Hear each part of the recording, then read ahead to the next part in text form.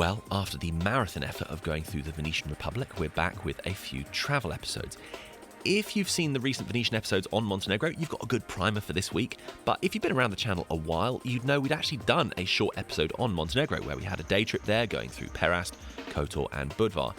We got some pretty great views considering how brief the day was, but I'd been itching to get back to fill in some gaps and go further down the coast and just generally get some more time there.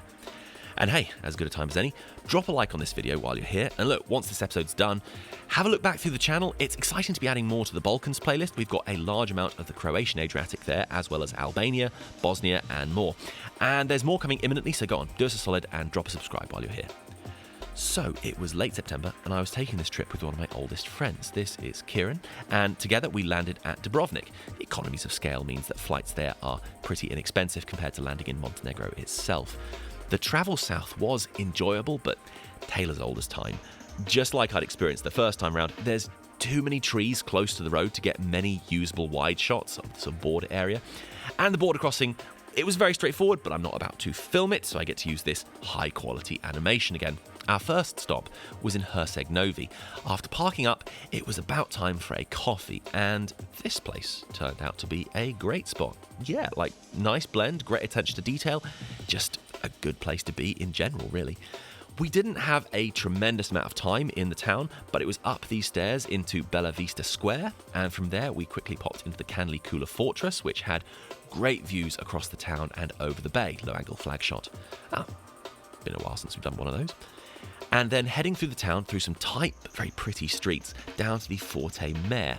Annoyingly, didn't have enough cash in euros to go into this one, but we also didn't have a lot of time there, so we were soon on our way again, and the Bay of Kotor came into view. Yeah, the views are pretty show-stopping, and what better place to enjoy it than here? Yeah, while there are so many new places I'm still hoping to see, there are also particular locations which I spend the long winters in England wishing I could get back to. And having a coffee at this view again, it's just at the mouth of the inner Bay of Kotor, and it gives you incredible views in all directions, particularly across to Perast. That felt amazing. In fact, this was going to be the best day in terms of weather, so we really wanted to make the most. And having a car of our own now, we could stop off at some of the smaller points. So just a little further round, we could have a look at the Roman archaeology of Rizon, now Risan. There's these puzzlingly neglected ruins just where the earlier Illyrian settlement was, and these mosaics, which are amongst the more significant Roman ruins in Montenegro.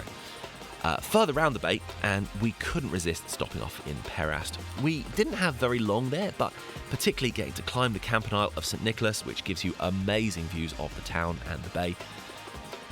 It was just bliss. I mean, at the risk of using a cliche, it really is a time stand still kind of a place. But wanting to make the most of the sunshine while it lasted, we headed on. We passed through Kotor, where we'd be staying, but we weren't stopping yet as we were carrying on to the coast. We did have a quick look at Sveti Stefan, but unfortunately where the sun was, it made filming a bit of a mess, just blurring out the highlights. So we didn't stay there long and doubled back to Budvar. Now, perhaps I keep referencing these places as if you'd already know about them. I mean, considering this was our second visit and I've just spent a couple of months researching the history of this area, I forget that this is probably not familiar to anyone who's not been there themselves. Montenegro is laid out a bit uniquely, where this one highway connects all of the major towns of the coast, but links inland are far fewer and far between. It does mean that a lot of these admittedly stunning coastal spots get a lot more attention than the inland areas. Budvar was, very exciting to be back in. A gorgeous walled town perched on the coast with some incredible details. I was just feeling amazing. Anyway, if all of this is sounding like a slightly flat list of places we were visiting, several for the second time, well, things were about to take a twist. I think most of my friends heard about this at the time, but increasingly this channel goes a lot further than just my friends. So while it won't shock you that I don't have a clip of this exact moment, it goes something like this. This is Budvar Beach. Kieran fancied a swim, and I was feeling like that was a good plan, but before that, I just wanted to get a shot from the end of the pier. Now, it's a bit of a broken bit of concrete, so I just had to hop over this, like 50 centimetres of seawater. And look, okay, I realise from this angle, I mean, it sure does look pretty wet. Kieran still maintains this was very obvious and I should have totally seen this coming. In my defence, you know when cement gets old, it kind of gets more jagged and that makes it, well, you know, grippy, more purchase underfoot. But instead, the small balletic hop I made across this gap caused me to go head over heels and landed on my back on the concrete. I was perhaps fortunate there weren't that many people around to watch me. I mean, first of all, getting pretty wet, but second of all, pull a pretty major pratfall. Worse though, I'd landed on my right elbow and it hurt an astonishing amount. I had to just sit on the beach and catch my breath for about 20 minutes while Kieran took a quick swim. Yeah, it was extraordinarily painful. Now, I'm going to jump ahead a bit because, well, you'll see. I was in a lot of pain, but I could move my wrist and my fingers. I was like, well, yeah, I mean, it can't be that bad then. And I've got to be honest, other than the desire to make the most of the short span we had in Montenegro, I just didn't love the thought of a private medical bill. Montenegro is outside of the European Union, and while you could hopefully argue the toss with the travel insurance, it was just all a bit intimidating to try and sort an appointment there and then. So I basically just gritted my teeth for the rest of the trip. It was like cracking up, actually. Every so often as you're driving, you see these, the Medical Centaur. And of course, we chose to believe that these are in fact founded and run by the Medical Centaur, a mythical half-man, half-horse chimera with a medical degree. Well, after I made it back to the UK, I got to a hospital and they told me, yeah, your arm is broken. Like, yeah, pretty badly broken. Okay. Well, for starters, that's a first for me. I've never broken a bone before. I've got to say, I'm annoyed. This is the best snap of the X-ray I got. I tried to pap it quickly with my phone, but hence it's so blurry. I looked at this, and just off the top of my head, I was like, well, isn't that just pretty much how an arm looks? So, okay, comparison. This is a normal arm X-ray. That gap there, that is not supposed to be there. That's the break. In fact, funnier still, it wasn't just me running around the Balkans filming for 4 days with a broken arm, but when I got back, I mean, I knew my arm hurt a lot, but I didn't know how bad it was, and apart from having to go to work, I'd also agreed to play guitar at a conference at my church, so about 48 hours after landing, I was having to play guitar, and yeah, just not strum too hard. So yeah, after that, my arm was in a cast for about 6 weeks. And yes, I'm fine now, thanks for asking, but rewinding back to Montenegro, I was, unsurprisingly, in a lot of pain. When we got back to Kotor and our accommodation, it was dark, and yeah, with things hurting a lot, we didn't go too hard on catching much footage that night. I did go out first thing in the morning to try and film when it got light, but I mean, no big shocker here, having to try and hold the camera in my right hand and, well, pan and things like that. Yeah, that was not going well. If you want a better breakdown of what's around the town, watch the Venetian episode on Kotor. I got a coffee in the square and I was sort of split. Like, I was thrilled to be in Kotor again with more time to explore than the previous, but yeah, the arm, I was really taking the edge off. Before we could get going for the day, there is a puzzling, rather archaic rule in Montenegro. I mean, baffling why this is still seen as necessary, but if you are staying 24 hours or more within the borders of Montenegro, and it's not like at an official hotel or accommodation, as they're usually responsible for the process, you are required to register yourself. There's a minuscule tourist tax of about €1 a day, but more than that, if you don't have this piece of paper stamped when you try and cross the border again, you can be hit with a €200 fine or worse. Now, this obviously had us a little anxious, since, you know, there's this ticking clock of 24 hours since we crossed the border.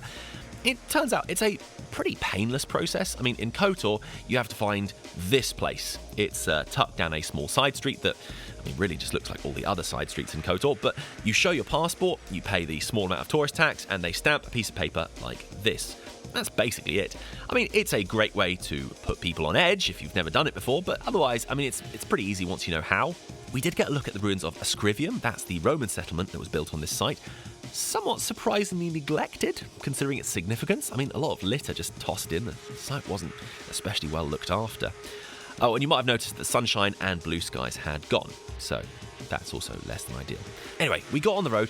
We're heading down the Adriatic Highway along the coast to the south. We briefly stopped off at Sveti Stefan again, but only to see it from the famous viewpoints, as it was closed at this point. And we didn't need to go far to our first major stop. This is Petrovac. Now, there's a couple of things here. One of them is less than easy to find. It's sort of semi-hidden in amongst some houses, but it's another significant Montenegrin Roman site with this Roman villa and its mosaics.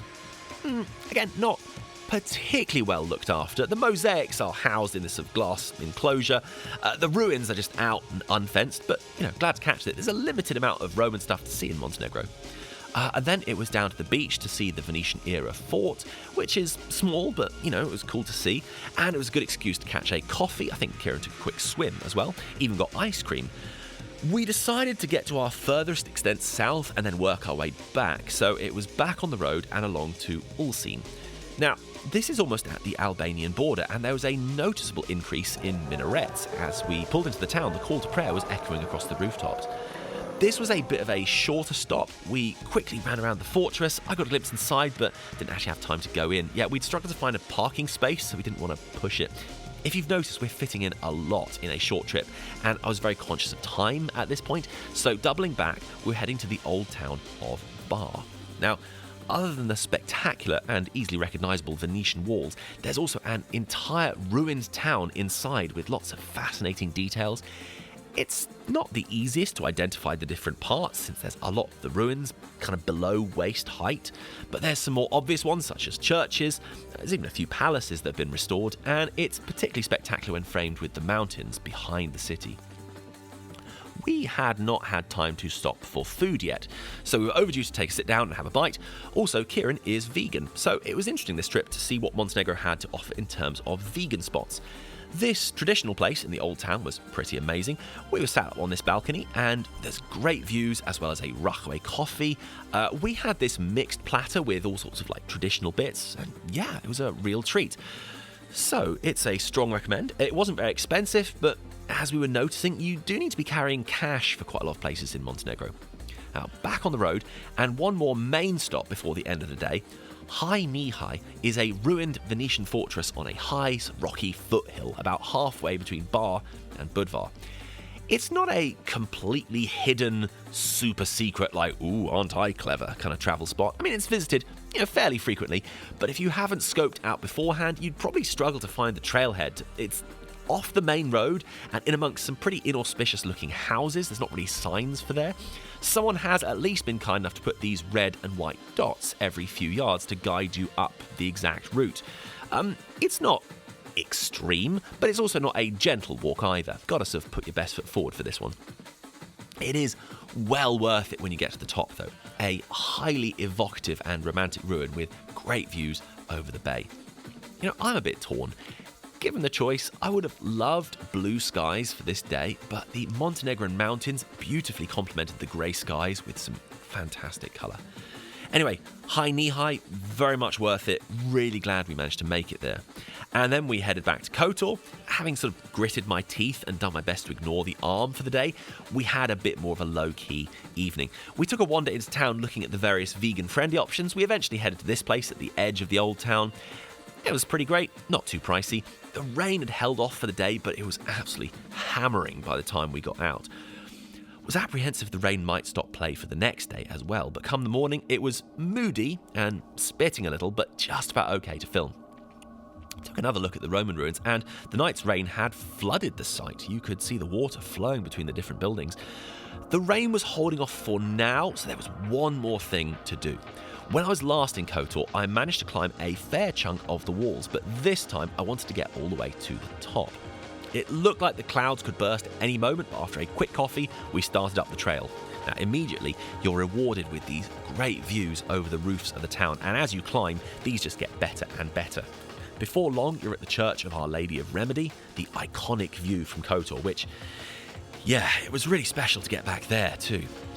Again, the climb, it's not exactly wheelchair friendly, but otherwise it's more a question of quantity than difficulty. I mean, these steps are fine, if a bit uneven. It's just the amount to climb that makes it challenging. Eventually, we made it up to the St. John's Fortress at the top. The winds were strong up here, low-angle flag shot, so didn't stay up for a very long time. However, while we were there, someone tipped us off that a little way back down, there was actually a way out of the walls trail. And sure enough, down a couple of layers, you get to this opening with an improvised ladder. I think that's just nailed together from bits of pallet. But anyway, now, I would be totally cool with this normally, but trying to climb down and not deck it onto the rocks with a broken arm on which I couldn't put any weight, yeah, that proved interesting. From there, you have a small abandoned settlement and the Kotor ladder trail, which was the old route into the mountains. Was very grateful to be going down the trail rather than up at this point, but you've also got some incredible shots of the walls from a wide angle, and the rain had held off. So that was a huge relief that we've been able to make it up. That was a particular treat.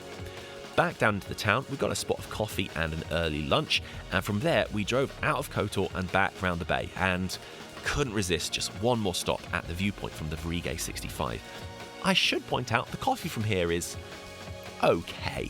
It's not spectacular, but the view more than makes up for it. The rain was cutting in and out at this point, and you can see it was a very moody view across the Perast.